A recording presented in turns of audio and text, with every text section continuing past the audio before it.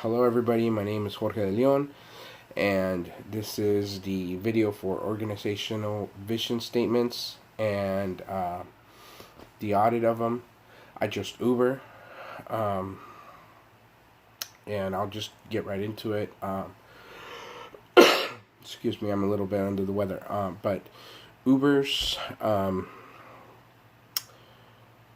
vision statement is: we ignite opportunity by setting the world in motion. It was changed most recently in September of 2018, so it's fairly new. It makes it about a year old this month, so it's fairly new. So first, we'll look at the pitfalls. Number one, does it reflect any personal needs? Not really, but in my opinion, the use of the word "we" is a little bit self-righteous. They could have used something like igniting, like just leaving it out. So igniting opportunity by setting the world in motion, in my opinion, would have been better. It just takes out "we." It just makes it kind of like self righteous, like I said. But I don't know. That's my opinion. Number two, does it address all stakeholders? I I think this is a pretty complete vision statement. It's simple, strong, and it does. It addresses all stakeholders because it says by setting the world in motion. So automatically, right there, when you say the world, that addresses everyone. It addresses all things. It addresses all matters of life: plant, animal, humans. So all stakeholders are definitely represented in that statement. uh, Number three, um,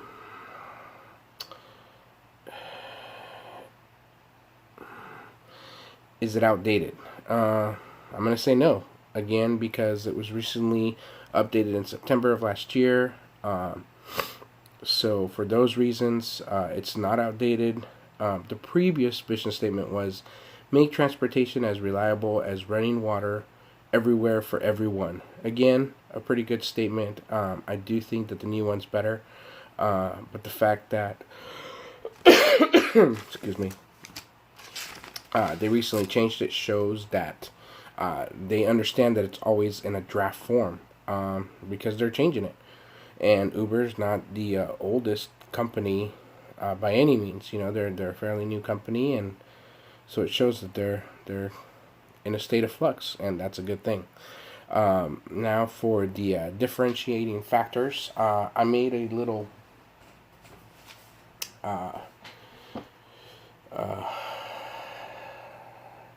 matrix on my dry erase board. Sorry, I don't have one like on the wall like the professor, but I did the best I could. So you'll see the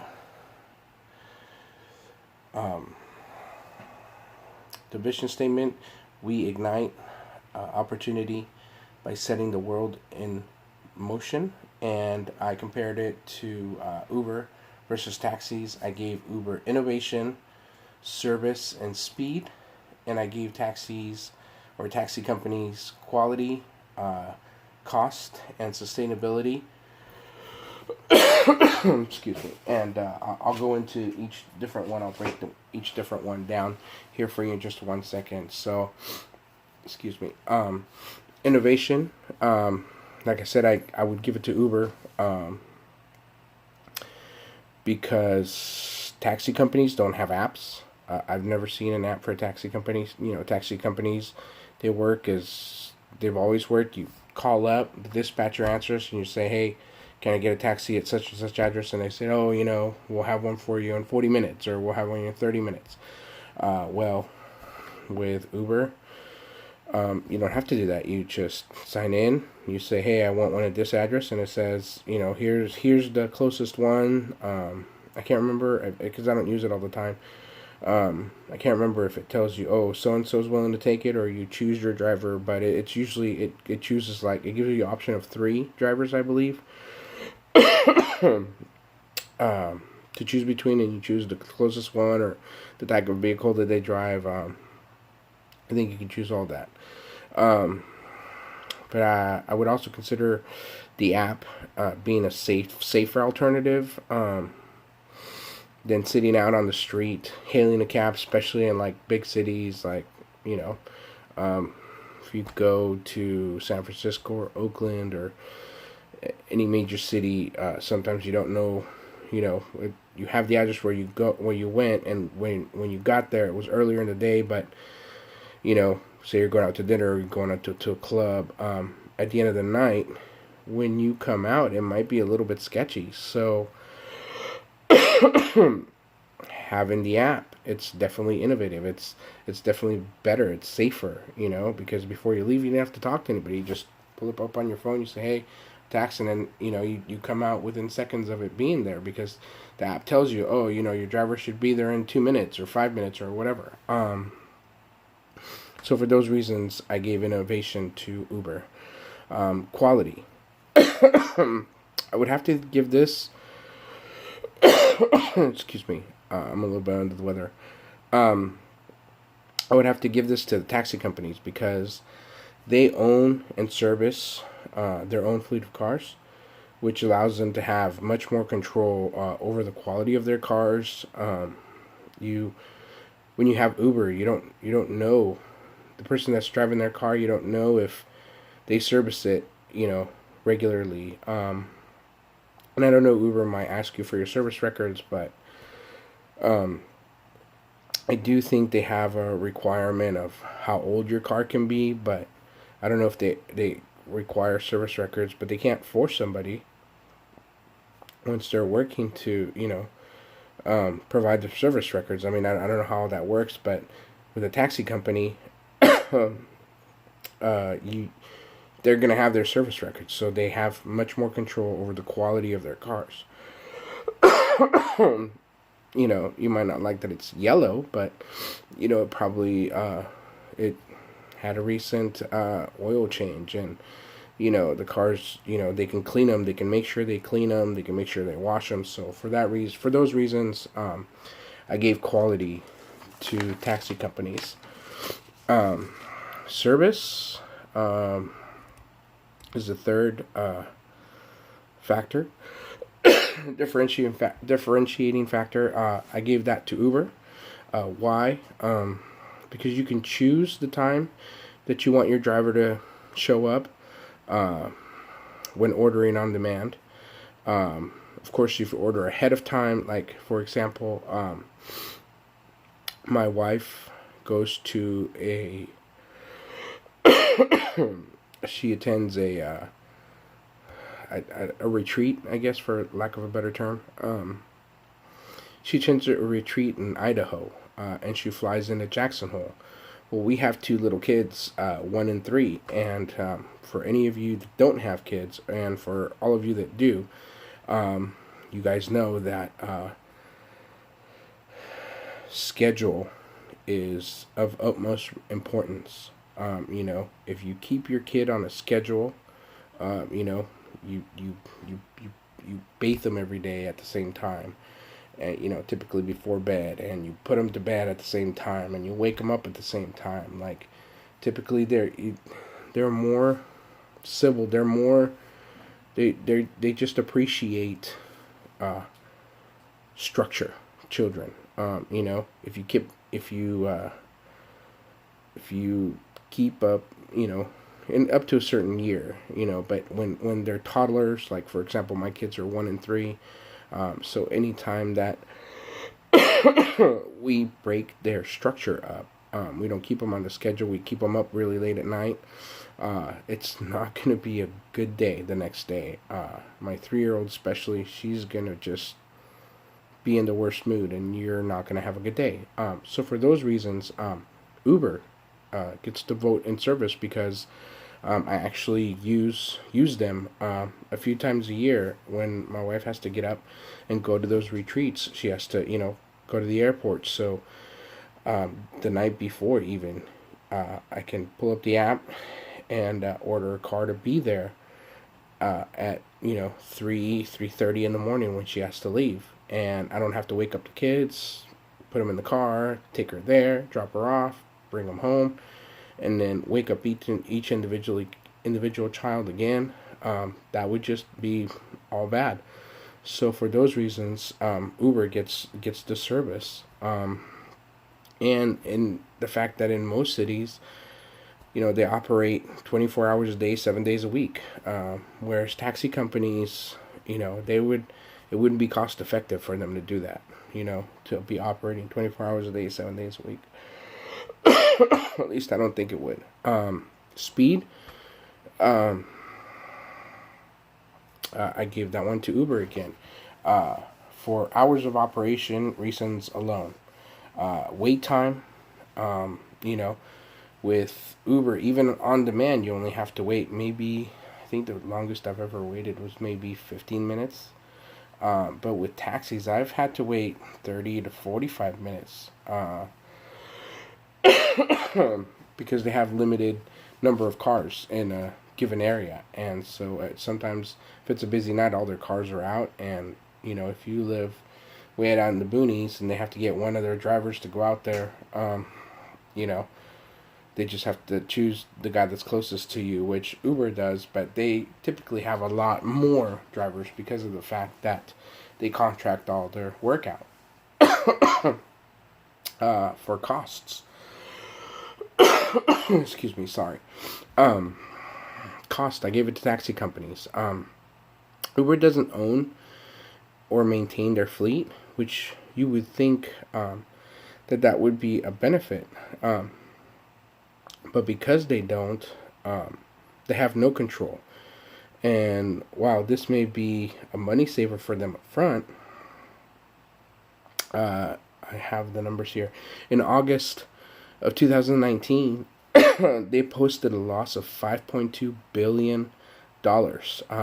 And it said that the $5.2 billion loss was mainly attributed to two things. One was stock-based compensation, which is a one-time expense for all the restricted stock.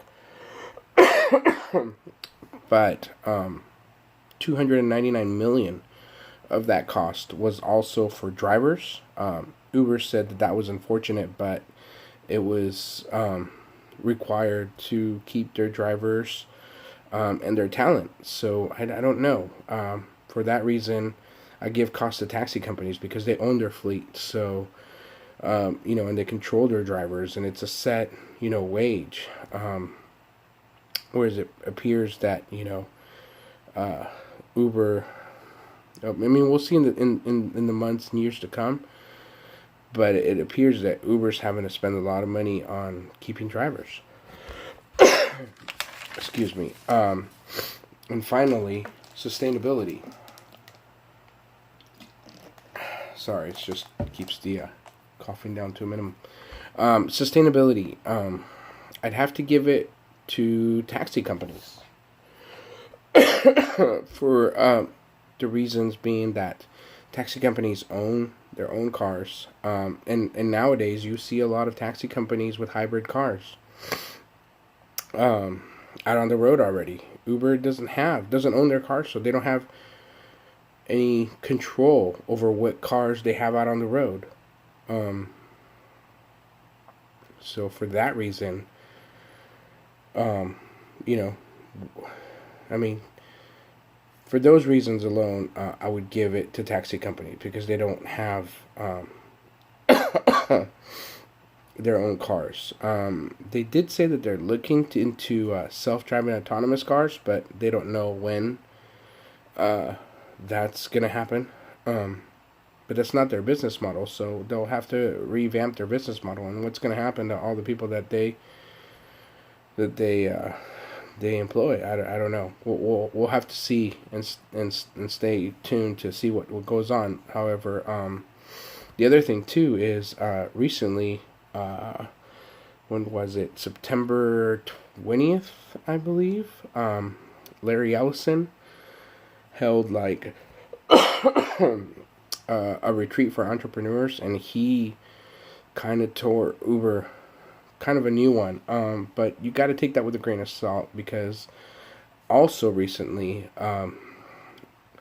through a government requirement. I don't exactly remember what it was, but Larry Ellison was made either uh,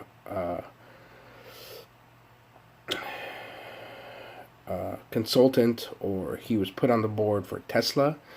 And so Mr. Ellison said that, if you don't know who he is, by the way, he's the one of the co-founders of Oracle. Any case, but so I think that he kind of has a stake for saying these things, but we'll see. But he said that Uber was worthless as far as a stock. So that's. I mean, he's a guy that knows things. And he hinted that Tesla was looking to put out a million car strong robot taxi company service in the next year or two. Whether that really is true, whether it's going to happen, we'll have to see, because as Professor Harmon said, that Tesla is having trouble keep up with demand. So how are they going to put out a million cars for taxi service? But if they do, that's one of the things that Uber faces, is there's not a big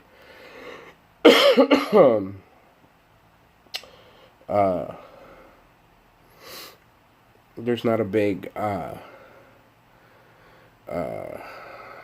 obstacle for entry into this market. So if Tesla's all of a sudden got, even as much as 500,000 cars,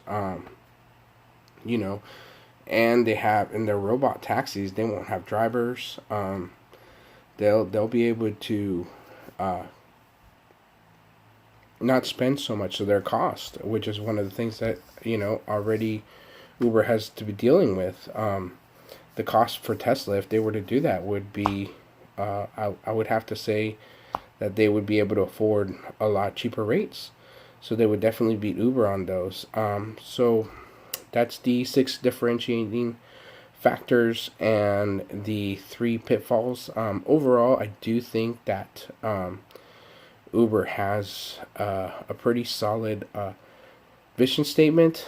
But when it comes to the differentiating factors, I think they have a lot of work in that field. In those 6 fields, they have a lot of work to do, and we'll see in the coming year to see what happens with Uber. There's a lot of little things that are affecting them, like the wages to their employees. Recently, it was in the news that to make an even playing field, they were going to have to offer certain things that to this point they haven't had to offer to their employees, like benefits and things like that, minimum wages and things like that, because of the fact that they are contractors and not technically employees. So we'll have to see, especially in big cities, like New York, where the taxi companies, they hold a lot of pull. They're big business there. So we'll have to see in the coming months how Uber handles all of this. But thank you very much, and I hope you guys are having a great day.